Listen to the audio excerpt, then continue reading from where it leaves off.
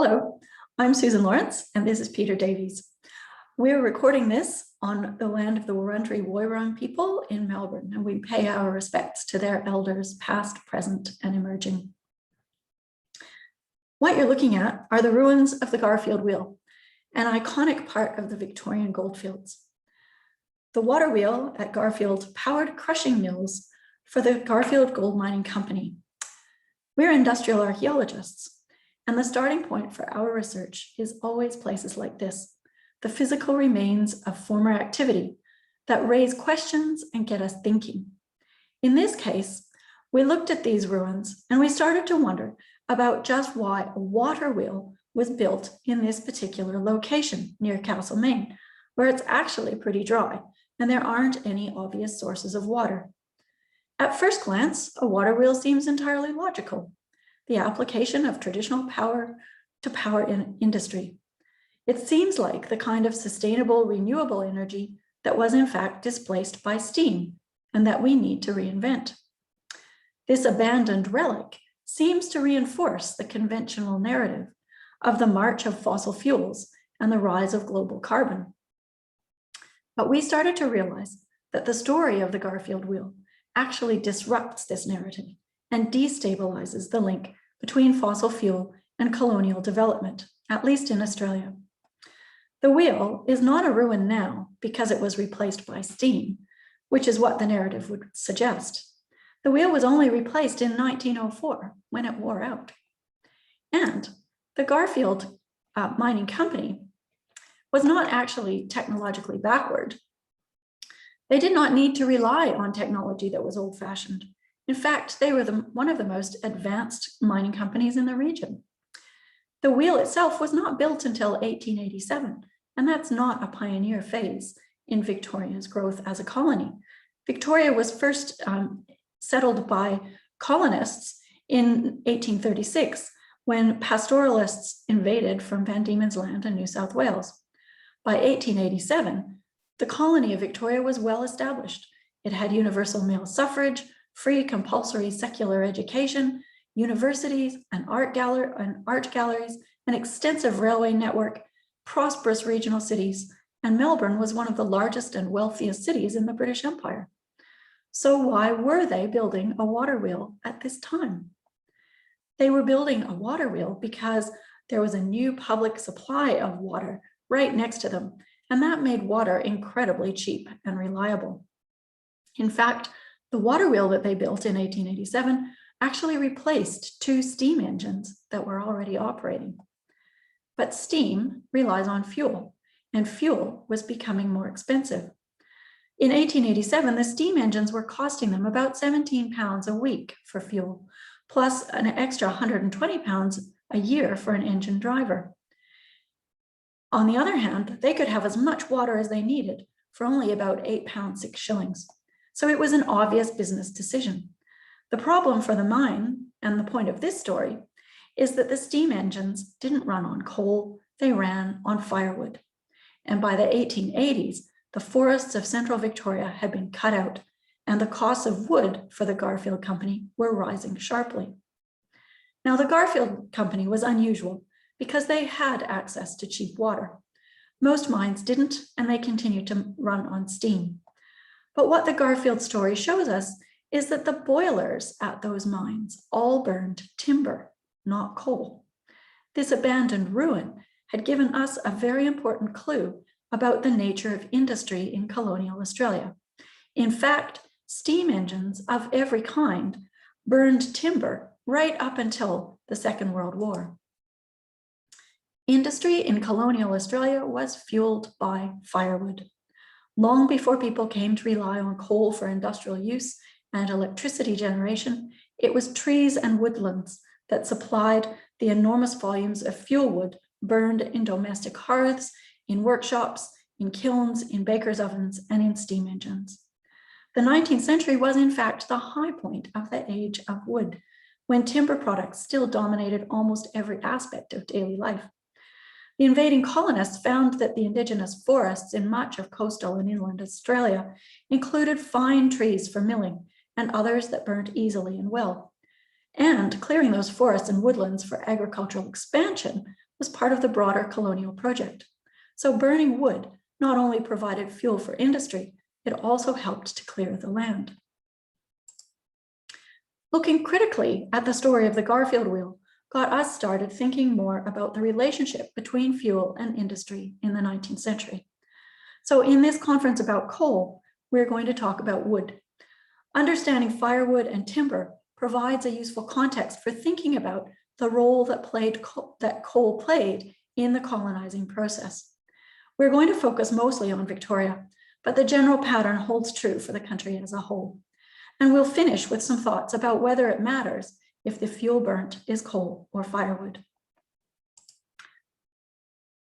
Wood provided fuel for practically everything in colonial Australia, and colonial Victorians consumed vast quantities. An invaluable insight into the use of firewood at this time comes from a report written by government botanist Ferdinand von Mueller. Von Mueller estimated that the average household in Victoria in 1871 consumed about 20 tons of firewood per year. With around 150,000 households across the colony, that amounted to 3 million tons of firewood per year for domestic consumption alone. The Sands and McDougall Directory for 1875 listed 124 wood and coal dealers in suburban Melbourne, and woodcutters gathered regularly near the Victoria Market in Elizabeth Street, offering for sale loads of about half a ton. Tenders for supplying firewood to government offices in Melbourne were published as early as 1844 and continued into the 1960s. There were other big users as well. Factories used steam engines, and those steam engines were fueled mostly by firewood. They used them to drive all kinds of machinery. The Victorian Yearbook for 1875 recorded 149 flour mills, 12 brickyards, 27 tanneries, and 6 woolen mills, all using steam engines, in addition to 650 other manufacturing businesses with engines as well. Steam engines at flour mills could burn through more than 30 tons of firewood per week. In the same year, farms and pastoral stations accounted for a further 262 steam engines. They typically used wood cut from the land as part of the clearing process, and this slide is for Katie Holmes of a Mallee Route train. The gold mines in Victoria were huge consumers of firewood. They used the wood to fuel boilers and steam engines, for crushing machines, winding gear, and pumps. As a rule of thumb, 1 ton of firewood was burnt for every 3 tons of quartz raised. In 1875, Victorian gold mines burnt through 1 million tons of firewood at a cost of nearly £500,000. Individual mining companies contracted for the delivery of thousands of tons of firewood at a time. Fuel for engines at the mines in Clunes, for example, which were some of the biggest in the colony at the time, amounted to 25,000 tons per year, most of which was transported from more than 40 kilometers away. The Port Phillip Company at Clunes consumed an estimated 200,000 tons of firewood during its 31 years of operation. But I can hear you asking, what about trains? Surely trains burnt coal. Well, kind of. Some locomotives still ran on wood fuel, despite the danger of sparks setting fires along the tracks. The Victorian Railways advertised regularly during the 1870s for thousands of tons of firewood cut to 5-foot lengths to be delivered to country railway stations for use in locomotives and pumping engines. And in fact, locomotives were specially adapted to enable them to burn wood without releasing too many sparks. This particular engine down at the Spencer Street rail yards in central Melbourne shows you the kind of adaptation that they had. That smokestack that you can see there with that distinctive conical shape is specifically designed to burn wood. So anytime you see a locomotive with that kind of smokestack, you know it was not burning coal, it was burning wood. Providing the quantities of firewood needed by households and industry stimulated the growth of an extensive timber trade. Firewood, however, was not a simple uniform product. It varied according to the species preferred, the dryness, the cut length, the weight, the volume, and the distance to market. It was an expertly produced commodity, and transporting it to market made it very valuable. Timber cutting and firewood harvesting were highly decentralized industries, practiced wherever forest areas were available for cutting that were also close enough to a user, a buyer, or a market. These areas included the numerous goldfields and farmers' commons established across Victoria in the wake of the gold rush. Commons were large parcels of Crown land set aside during the 1860s to maintain public access for grazing, for water, and for timber resources. There were more than 80 goldfields commons, along with 150 farmers or graziers commons around Victoria. And one of the most important features of the commons was the right to gather wood for fuel. This echoed the English tradition of estiver in the commons. By the end of the century, most of those commons had been revoked and converted to state forests and reserves. Sawmills that specialized in firewood were set up at many railway stations. These operations often cut deadwood from ring-barked trees on local farms and hauled it to the sawmill for processing and then dispatched to market by rail. As late as 1911, there were still around 400 of these operations used in cutting firewood at Victorian railway station yards. One example is the McIver Timber and Firewood Company, operating in central Victoria between 1906 and 1927, which supplied firewood to Bendigo and Melbourne. The company built more than 70 kilometers of tram lines branching out from the McIver railway siding and cut almost 600,000 tons of firewood over the 20 years it operated. Other companies built timber tram lines into the bush to supply fuel for gold mines. More than 20 such lines were constructed just around Walhalla in West Gippsland between 1865 and the First World War. They employed several hundred men to cut and split the thousands of tons of firewood burnt every year by the mines. The ever-increasing volumes of timber and firewood produced in country districts by the mid-1870s also necessitated the expansion of the Spencer Street railway station just to improve the handling of the extra firewood being brought in. Woodcutters, however, had to travel further and further for timber, and by the 1870s, the price of firewood was increasing. Timber cost 5 to 6 shillings per ton on the Castlemaine goldfield by then, and a large boiler like that at the Garfield mine could burn through up to 100 tons per week. Gold mines at Ballarat, Blackwood, Clunes, Creswick, and Daylesford together gutted the Bullarook and Wombat forest, which originally extended for over 700,000 acres across the Great Dividing Range. We can see the effect of this timber cutting for steam, especially in the changes to forest cover in Victoria between 1869 and 1987. This is a very sort of generalized map, and what it says, what it describes as forest doesn't necessarily mean that the tall timber of the Great Dividing of, well, the Mountain Ash Forest, for example. This includes mallee scrub and open woodland and box ironbark forests, lots of different kinds of forests. But the general impression is nevertheless valid.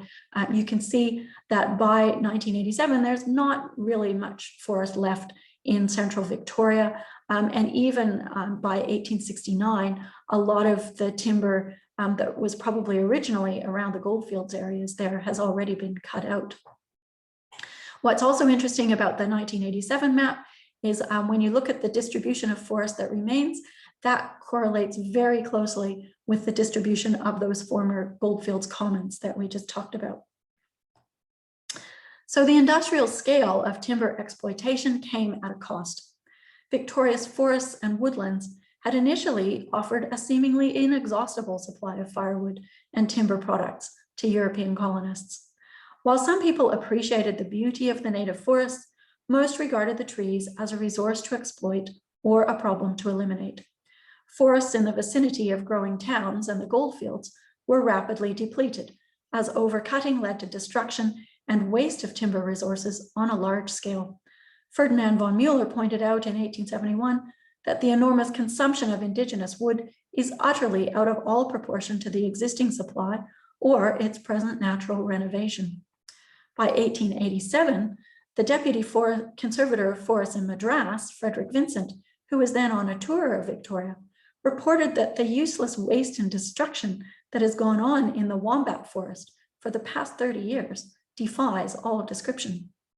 In 1889, the area was described as a ruined forest.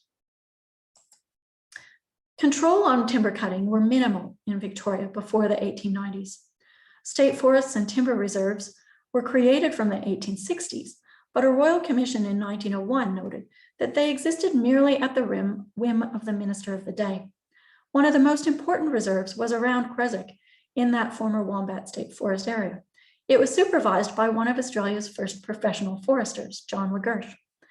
The government finally introduced the Forest Act in 1907, which provided for a state forests department to administer permanent forest reserves and control timber production on Crown land and collect royalties.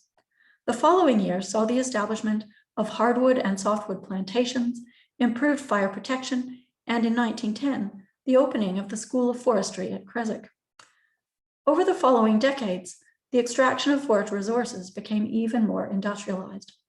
In 1939, the catastrophic Black Friday bushfires destroyed most of the state's mountain forests when 1.4 million hectares were incinerated and 71 lives lost. After the Second World War, the forest landscape was again radically transformed as new logging technology, road construction, and electrification made almost every tree accessible for cutting, and clear felling replaced selective logging. So, amidst all this voracious consumption of firewood, where does coal sit? Basically, coal was expensive. It was only used for the highest value outputs. In his report in 1871, Ferdinand von Mueller noted that although the mines had a voracious appetite for fuel, the price of coal was far too high for it to be substituted for wood. Locomotives on the railways only used coal when the risk of fire was high. Wood was often used the rest of the time. British coal was highly regarded, but the shipping cost of long-distance freight was a major disadvantage. Coal from Newcastle in New South Wales, that we've heard about elsewhere in this conference, cost 12 shillings per tonne when it was landed in Sydney, but the extra distance to Melbourne almost doubled the price. Despite this, Victoria provided a ready market, and sailing ships and steamships arrived from Newcastle every week in Melbourne. Smaller amounts of coal also came from local mines in the Western Port region to the east of Melbourne, but the thin fractured seams and difficult access by both land and sea limited production to only a few thousand tons per year. It wasn't until the 1890s that mining of Victoria's almost inexhaustible brown coal deposits began in earnest. The state coal mine at Wonthaggi became a major supplier of coal beginning in 1910, and the Latrobe Valley coalfields were developed in the 1920s. It wasn't actually until the 1950s that demand really took off, and so we have, in fact, here one of these classic Anthropocene hockey stick curves.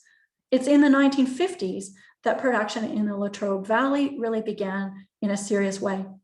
But what's happening here in this graph is electricity being based on burning coal, and that is replacing steam, which was based on burning wood.